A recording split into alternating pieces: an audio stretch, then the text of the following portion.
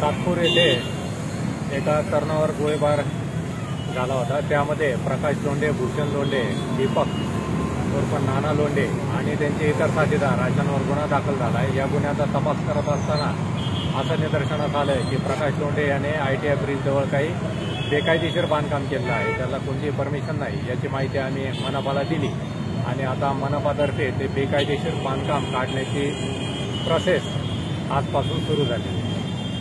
Sir, किशोरवरून नामक एका गुंड्याची reels viral होते सोशल मीडियावरती, नाशिक किंग ऑफ म्हणून, त्याबद्दल सर तुम्ही काय सांगणार? कोणत्याही अशा रील्स असतील तर त्या आमच्या व्हॉट्सअप नंबरवर पाठवा। सीपी व्हॉट्सअप नंबर सर्वत्र प्रसारित केलेला आहे। आमच्या सायबर सेलतर्फे आम्ही त्यांना शोधून त्यांच्यावर योग्य ते कायदेशीर कारवाई करणार आहोत।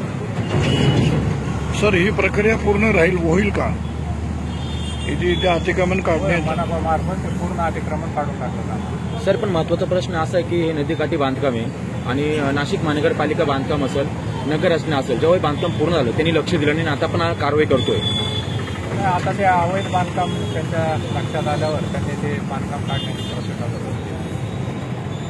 नगरसेवकांचं पुढे महानगरपालिकेच्या अधिकाऱ्यांवर थोडा वचक असल्यामुळे बांधकाम पूर्ण झालं अशी नाशिक शहरामध्ये चर्चा चालू आहे। सर, त्याबद्दल आता मला काही सांगता येणार नाही।